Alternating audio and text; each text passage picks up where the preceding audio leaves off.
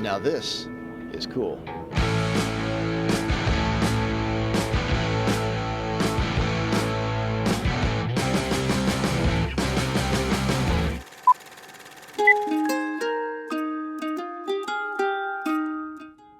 Thanks for joining me on a preview of this year's Cultivate retail tour from American Hort.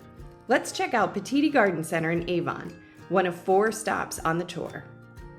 This store is a great example of creating vignettes for gift and decor items. The gift area where you enter spotlights many different styles to choose from before you walk into the outdoor living and plant market. One thing to note here is the transition between gift and outdoor market. This area features seasonal items, like 4th of July and Father's Day when I was there.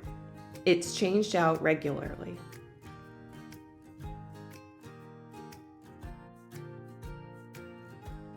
Houseplants are on display on these newer Orlandelli tables, which are ebb and flood tables with capillary mats for easy bottom watering. These help reduce labor in the houseplant department while improving the health of the plants for longevity. Now we're heading into the flower market, which is where most of the live goods are displayed. Petiti's grows almost all its own material, sourcing from its Casa Verde greenhouse and from the Petiti family of farms, suppliers of nursery stock.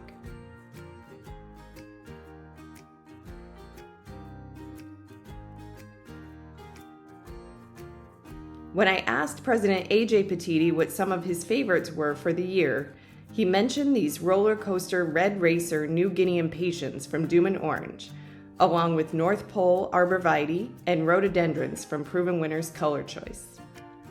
Structurally, one of the coolest things about the Avon store are the huge ceilings, including this stunning 50-foot wide by 40-foot tall structure that's highly visible from I-90 right out front, even at 65 miles per hour.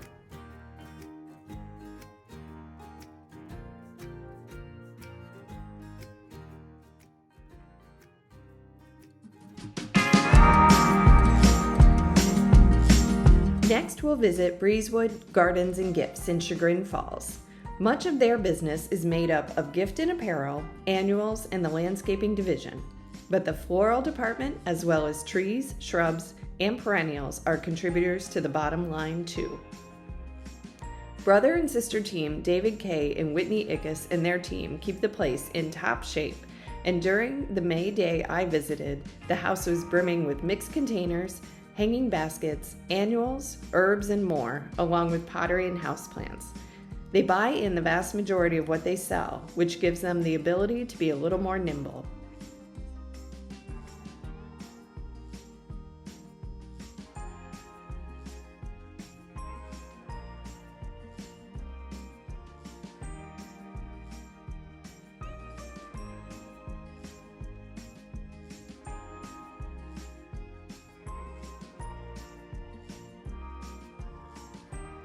Out in the nursery yard, David tries to catch the customer's eye in the perennial, tree, and shrub areas by creating layers of color and texture to inspire buyers. It's all about clean displays and capturing the movement of nature.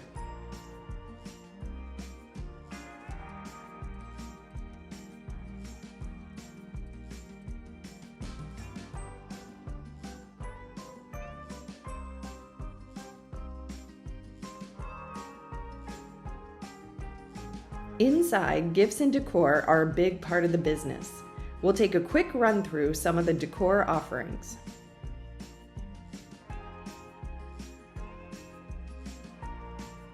The apparel department started about 20 years ago with one Western-style sweater end cap. Today, it's significantly larger, and they carry everything from shoes to cashmere sweaters, purses, jewelry, and more. They've built up quite a following over the years in this category.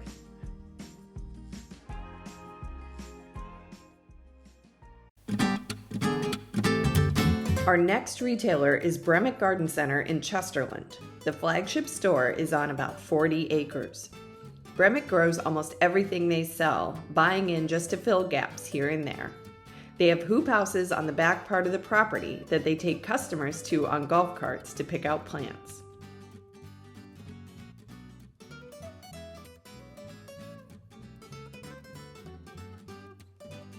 I spoke with Marketing Director Billy Heron, who said a recent addition to Bremix is the Tropicals and Houseplants House. It was a bit more packed than usual on the day I visited, thanks to an unexpected frost that required tender plants to be moved inside. It attracts visitors from hours away, something they didn't anticipate but are happy to oblige. Pottery is one of the biggest categories for Bremick after the live goods, and it's easy to see why. They invest heavily to have the largest selection in Northeast Ohio and have an entire structure dedicated to pottery, statuary, and fountains, as well as a color-blocked pottery yard in the front of the property, which you'll see in a minute. Bremick partnered with Monrovia this year on their new Garden Center program. If a customer requests something that Bremix doesn't have, it gets ordered from Monrovia and delivered on the next truckload that swings through. That customer can choose which of 4 Bremick locations they'd like to pick up at. So far, the program has been a success.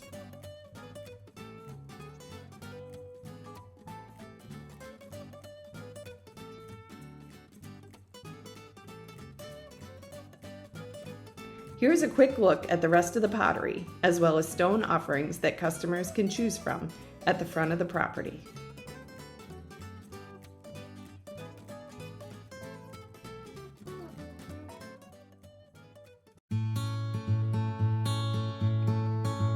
Our last tour location is Suncrest Gardens in Peninsula. This operation started as a landscape company in 1976 and morphed into 3 separate companies today that all fall under the Suncrest Gardens umbrella: landscape design, build, and construction, the management, which includes mowing and maintenance, snow and ice removal, and the garden center. I spoke with Garden Center Director of Operations Rob Cowie, who told me at full staff they have around 150 employees, full and part-time, across all 3 businesses, and at the Garden Center they buy in most of their product offerings. Because they have some space to store product, Rob said they want to get product shipped in as early as possible to get it priced and set. They merchandise upward at Suncrest because of space constraints. The Garden Center is on about 2.5 acres of the 8 total, so they have to maximize their space. He stacks the pottery himself, and he's an avid auction shopper where he buys merchandising fixtures at a fraction of the cost. Natives are very popular right now with his customers, and they come in asking for them specifically. He's also noticed English-style cottage gardens are making a comeback, with customers looking for perennials like lupines and delphinium. Take a look here, too. Suncrest puts all trees and shrubs, even if they're balled in burlap, in a container for easier transport and maintenance. If you like this preview, then make sure you register for the retail tour at Cultivate by signing up at cultivateevent.org.